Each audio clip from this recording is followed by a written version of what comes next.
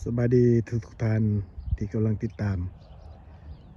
ส่อง YouTube Channel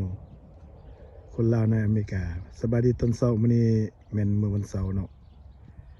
ข้าพเจ้าได้มีโอกาสออกมาทั้งทุ่งแถวเขตเมืองเฟรสโนรัฐแคลิฟอร์เนียมาเที่ยวชมเมืองสวนพี่น้องคนลาวเนาะอันนี้ก็เป็นสวนหนึ่งที่คนลาวเฮาเพิ่นได้ปลูกการปลูกฝังในเมืองเฟรสโนเนี่ยมันมีหลายเนาะอันนี้เพิ่นกำลังเริ่มปลูกหมากฮะหรือเอิ้นว่าหมากผักไส่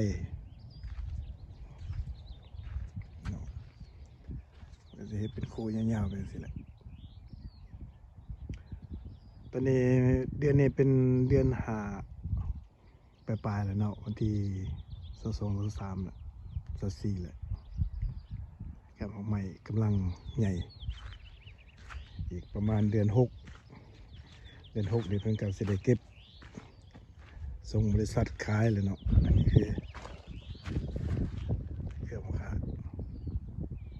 กำลังสิเป็นมากกำลังใหญ่สิเต็มข้าง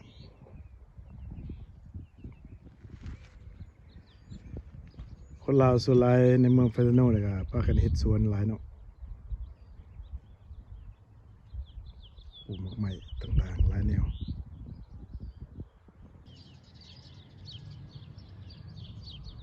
สบายดีประธานอีกตัวหนึ่งในแกแมนสวนคนลาวอีกบนหนึ่งเนาะที่เพิ่งกำลังปลูกพักอันนี้สิมันปลูกหมากแตง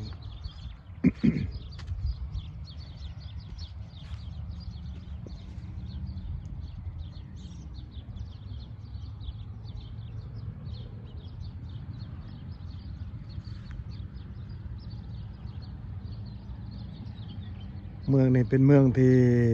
สลายมีแต่การปลูกฝังเนาะอันนี้ก็เป็นผู้หมักบวบหมักร้อยอะไรนี่เบิ่งนี่กว้างใหญ่ไพศาลเด้อสวนเพิ่นนี่กำลังสิเต็มข้าง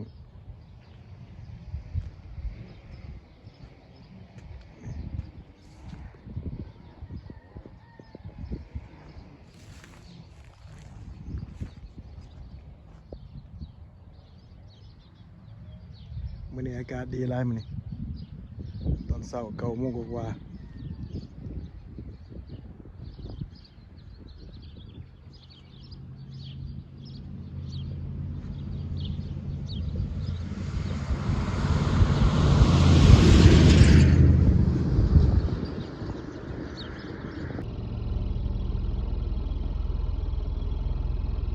นี่ที่ดินเพิ่นกำลังไถเนาะ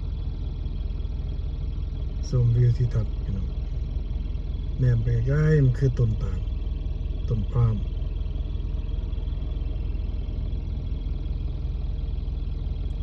อันนี้มันแถวนอก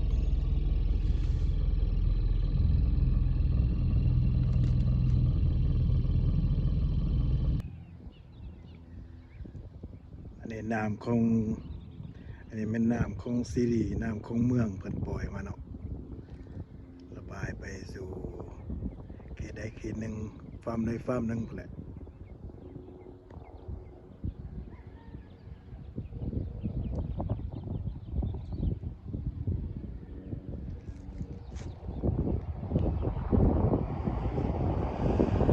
นี่ก็เป็นสวนของเราอีกแห่งหนึ่งส่วนหลายคนลาวเฮาเฮ็ดสวนคือว่าแนมไปสุดใส่หูสตากับแม่นมันแหละพระเจ้าก็ได้เงินได้คำเด้อพี่น้องปีละหลายหมื่นพุ่นล่ะเนาะแต่ว่ากระทุกแน่ตากแดด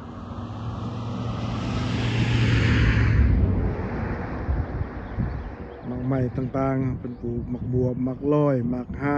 หมากน้ำหมากพริกหมากเขือหัวสีไข่ผักอีตูเป็นสันเลยเนาะหอมหน่อยหอมใหญ่มีมันแต่ว่าคันสวนน้องๆส่วนหลายเพิ่นสิบ่ลินของน้อยเนาะเพิ่นลินของใหญ่เส้นหมากฮะหมากฮะใหญ่หมากฮะน้อยมีหมดหมากโตนทงเมืองเฟรสโน